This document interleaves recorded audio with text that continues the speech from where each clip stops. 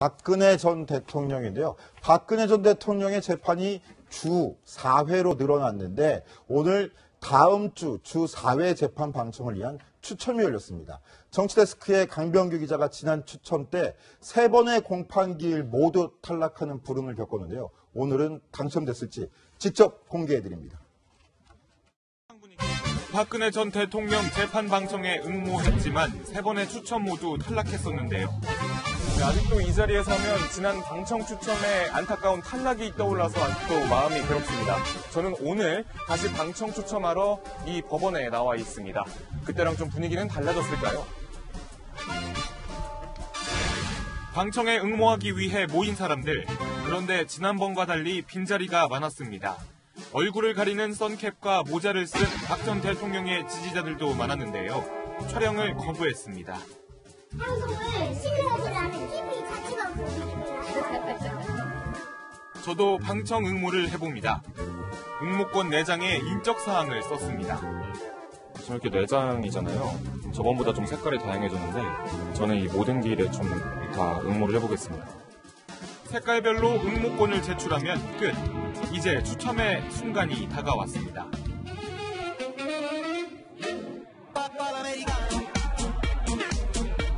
법원 직원이 응모함을 온몸으로 섞고 또 섞습니다. 그리고 하나하나 번호가 불릴 때 당첨된 사람은 환호를, 번호가 불리지 않으니 아예 잠을 자는 사람들도 있었습니다. 저는 월, 화, 금 3일 방청에 당첨됐습니다. 앞으로 재판을 직접 지켜보면서 보다 생생한 소식 전달해드리겠습니다. 네, 강병규 기자, 이번엔 성공했네요. 그런데 4번 응모해서 3번이나 당첨이 된 거예요. 너무 높은 거 아니에요, 확률이? 네, 그렇죠. 일단은 지금 제가 들고 있는 이 판넬이 제 오늘 방청 응모권입니다. 자, 그러니까 월요일, 화요일, 목요일, 금요일 다음 주 이렇게 열리는 재판 4차례 응모한 거고. 네, 그렇죠. 일단 4대1이에요, 기본적으로. 그러니까 4명 중 1명만 가질 수 있는 이 방청의 기회. 저는 오늘 그 4번 중 3번 합격을 한 거죠. 근데 일단은 첫 번째 이 추첨을 했었을 때가 8대1 정도 됐었고, 이 지난번에 저희가 갔었을 때가 5.5대1. 그리고 제가 이번에 도전했을 때가 4대1. 좀 약간 그 경쟁률이 낮아진 거거든요. 그렇기 때문에 제 확률이 높았다고 좀 운이 좋았다고 생각이 드는데, 일단은 뭐 여러 가지 이유가 있겠지만, 일단은 좀 사람들이 좀 많이 줄은 내용이 있었습니다. 그런데 이게 4번 중에 3번이나 당첨이 된 거잖아요. 사실 3번 다 갈 수는 없을 수도 있는데 하나 정도는 저한테 양도를 해줄 수는 없나요? 저도 그러고 싶고 아니면은 뭐 1,000원 정도 얹어가지고 제가 팔고 싶지만 팔 수가 없는 상황이에요. 왜냐하면 일단은 제가 인적사항을 제출을 했고, 그리고 제가 이 해당 기일에 신분증과 함께 이 방청권을 다시 가져가야 되거든요. 이게 양도가 안 된다는 거고요. 그러니까 사실상 본인 확인을 하기 때문에 양도가 불가능하다는 거예요. 지금 이렇게 방청권이 좀 붙어 있는데 이거 다 일일이 떼야 됩니다. 떼가지고 다시 신분증과 함께 일일이 떼서 신분증과 함께 다시 가져가야 되기 때문에. 잠깐 붙여놓은 거군요. 네, 잠깐 이거 풀로 붙여놓은 거라 조심히 떼야 됩니다. 예.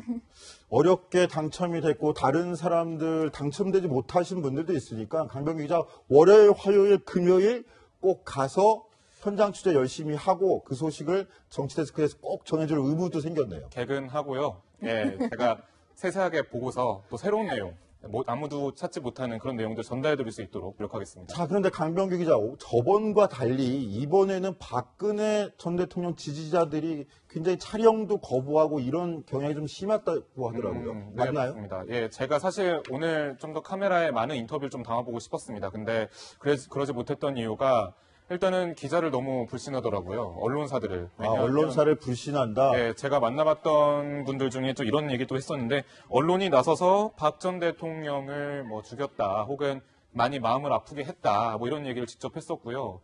언론 얘기 말고 자신이 직접 재판을 보고 판단하겠다며 이 방청 응모에 도전했던 사람들도 많았습니다. 아, 그러니까 언론은 못 믿겠다. 박근혜 네. 전 대통령 잘못했다고 하는 언론은 못 믿겠으니까 자기가 재판을 직접 본 다음에 자기 스스로 판단하겠다. 이런 사람들도 있다는 거군요. 예, 그렇죠. 이제 언론의 99%가 다 거짓말을 하고 있다, 뭐 이런 얘기거든요. 지금 그렇기 때문에 지금 방송에 나오고 싶지 않다, 뭐 이런 얘기입니다. 저런 모습이군요. 지금 영상을 찍지 말아라 이렇게 항의를 예. 하는 모습이군요. 예, 그렇습니다. 지금 이렇게 기자가 좀 다가가려고 해도 괜히 이렇게 하지 마라. 뭐 인터뷰하지 말아라. 우리는 뭐 할 얘기 없다. 어차피 우리가 얘기하든 뭐 이거 다 왜곡돼서 나가는 거 아니냐. 저렇게 손을 절레절레 흔드시네요. 인터뷰 예, 안 예. 하겠다라고. 예, 그리고 일부에는 근데 박사모 뭐 모집책이냐는 얘기도 들었다면서요.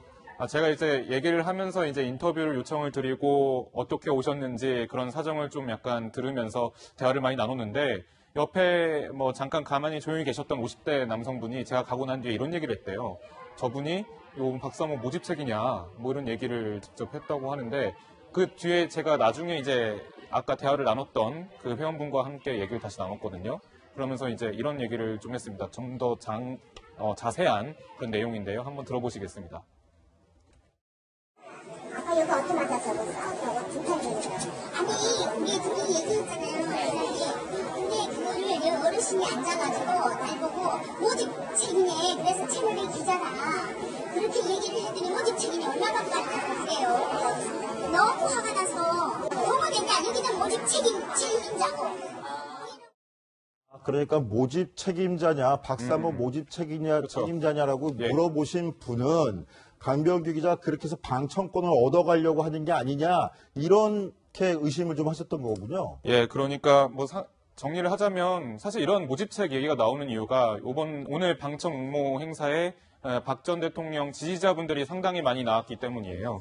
박 전 대통령 지지자들이 많이 나와서 뭐 누군가가 돈을 주고 여기 불러낸 거 아니냐라는 의심을 했던 건데 사실은 그게 아니라는 거죠. 일단은 그게 주장이고요. 또 이렇게 박 전 대통령 지지자들이 많이 나온 이유가 좌파에서 그쪽에서 얘기한 그 좌파에서 많은 사람들을 풀어서 방청모회를 하게 해놓고 당첨이 되면 재판장의 모습을 드러내지 않는 방식으로 자신들이 방청할 수 있는 기회를 뺏어간다라고 지금 느끼고 있대요. 네, 그래서 반대로 또 그렇게 느낄 수도 있겠네요. 네, 그래서 본인들이 더 나와서 방청을 해야 방청 응모를 해야 자신들이 재판을 지켜볼 그런 기회가 많이 생긴다는 건데 이 주장들을 한번 직접 목소리로 다시 들어보시겠습니다.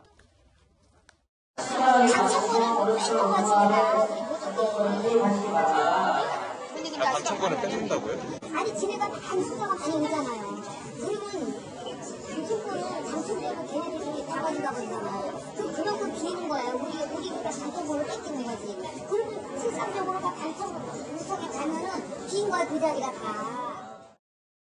자, 그런데 어제 저희 정치데스크에서 지금 최근에 박근혜 전 대통령 재판에서 박사모 일부 사람들이 소란을 피운다 이런 얘기들이 좀 많다 지적들이 나온다라고 전해드렸는데 실제로 만나본 사람들은 어떻습니까? 실제로 그 사람들은 우리 박근혜 전 대통령 지지하는 그런 단체와는 전혀 관계가 없다.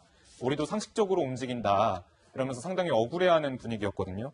또 사실 오늘 이 응모 행사에도 태극기 그리고 성조기를 가방에 싸왔어요. 근데 이 법정 안에 있다 보니까 이거를 들지 못했던 거죠. 그러니까 제지를 하면 그 제지에 따라서 움직이는데 우리도 이렇게 움직이는데 누가 이렇게 고성을 지르고 누가 재판을 방해하겠냐라는 게 그 박근혜 전 대통령의 지지자들의 그런 생각이거든요. 또 이 재판에 대해서 좀 상당히 억울해하는 부분이 어제 한 박근혜 전 대통령 지지자분이 핸드폰 케이스에 지금 보시는 것처럼 태극기를 붙이고 들어가려고 했대요. 그런데 밖에 청원경찰분이 태극기를 붙이고는 안으로 못 들어간다라고 제지를 해가지고 자기가 상당히 억울했다라는 거죠. 그러니까 이 간단한 우리나라 국기인데 왜 못 들어가느냐 하면서 따지니까 겨우 들여보내줬다고는 하는데 상당히 이런 부분이 억울했다. 우리를 너무 과격한 집단으로 좀 보는 거 아니냐라면서 상당히 좀 억울한 분위기도 내셨어요. 당사자로서는 억울하실 만도 할 것 같으네요. 네. 자, 그래 최석호 기자, 박 전 대통령의 동생 박근영 전 유경재단 이사장도 재판을 받게 됐다고요? 그렇습니다. 박정희 전 대통령의 두 딸이 모두 재판정에서는 일이 생겼습니다. 그 검찰이 박근혜 전 대통령의 동생이죠. 박근영 씨에 대해서 변호사법 위반 그리고 사기 혐의로 불구속 기소를 한 건데요. 박 씨는 이제 언니가 대통령인 시절이었죠. 지난 2014년에 사회복지법인 대표에게 접근을 해서 160억 원대 공공기관 납품 계획을 성사시켜주겠다. 이렇게 접근을 해서 1억 원을 수수한 혐의를 받고 있습니다. 검찰은 당시에 박근영 씨가 경제적 여유가 없었던 상황이라서 돈을 챙기겠다. 이런 목적을 가지고 사회복지법인 대표에게 접근을 했다. 이렇게 보면서 고의성을 인정했습니다. 예, 강병규 기자. 그러면 박근영 전 이사장 측에선 이 기소 사실에 대해서 뭐라고 그러던가요? 일단은 자기 주제 파악을 잘 하고 있었다. 그러니까 청와대의 그런 권유를 등에 업고 어떤 이익을 챙길 만한 능력이 전혀 없었다라는 거예요. 또 여기저기 사정이 어려워서 빚을 지다 보니까 이런 오해까지 생겨났다. 자신이 잘 알지 못하고 저지른 일이다라고 해명을 했습니다. 네, 어찌됐건 재판을 받으면 명명백백히 사실은 드러날 것이라고 보이고요. 강병규 기자. 그런데 오늘 재판을 받으러 나온 사람 바로 김기춘 전 대통령 비서실장 모습이 굉장히 초췌했다는데 어떤 상황이었습니까? 네, 먼저 한눈으로 보기에도 좀 많이 달라졌는데 직접 큰 화면 보시면서 설명해 드리겠습니다. 네, 지난 7일에는 이렇게 사복을 입고 있었는데 오늘 이렇게 퍼런색 환자복 같은 옷을 입고 나타났습니다. 이게 환자용 수의거든요. 교도소에서 환자들이 입는 옷인데 자신이 아프다라는 것을 상당히 좀 어필을 한 것 같습니다. 또 다른 모습, 좀 이거에 대한 분석이 좀 나오고 있는데 이게 사실 본인이 신청해놨던 보석을 좀 더 가능성 높이기 위해서 어필을 하기 위해서 이렇게 보여주기에 나선 거 아니냐라는 그런 의심의 시선들이 상당히 많습니다. 그러면서 재판부가 왜 환자용 수의 갑자기 입었냐라고 묻자 일단은 어느 순간에 심장이 멎을지 모르는 불안 속에 있고 기력이 없어서 바지를 입다가 쓰러지고 하는 바람에 도저히 사복을 입을 수 없었다라면서 자신의 불쌍한 처지를 좀 더 강조하기도 했습니다. 네, 이현수 기자. 네. 옷을 갈아입지도 못할 정도다 이렇게 항변을 하고 있는데 실제 건강 상태는 한번 알아봤습니까? 그러니까 실제로도 사실 심장병이 있었다고 해요. 그래서 이번에 그 법정에서 사실상 이렇게 환자복을 입고 나오니까 재판부에서 물어봤다고 합니다. 지금 상태가 어떠냐 이렇게 물으니 심장은 뛰고 있는 동안에는 특별한 이상은 없는데 언제 어느 순간 멎을지 모르는 불안 속에 있다라고 하면서 사실상 지금 몸이 많이 안 좋고 오늘도 이렇게 바지를 입으려다가 힘이 없어서 넘어져서 그냥 이 환자복을 입고 온 거고 그 전에도 사실상 몸에 힘이 없고 재판이 계속 이어지다 보니 4주 동안 목욕도 못하고 있다 이런 이야기를 했었는데요. 이런 부분이 지금 보석 신청을 해놓은 상태의 그 재판부의 판단에 어떤 영향을 미칠지 좀 주목되고 있습니다. 네. 박근혜 전 대통령과 그 주변 인사들에 대한 재판 소식은 우리 강병규 기자가 다음 주 방청권에 당첨된 관계로 더 자세하게 알려드리도록 하겠습니다.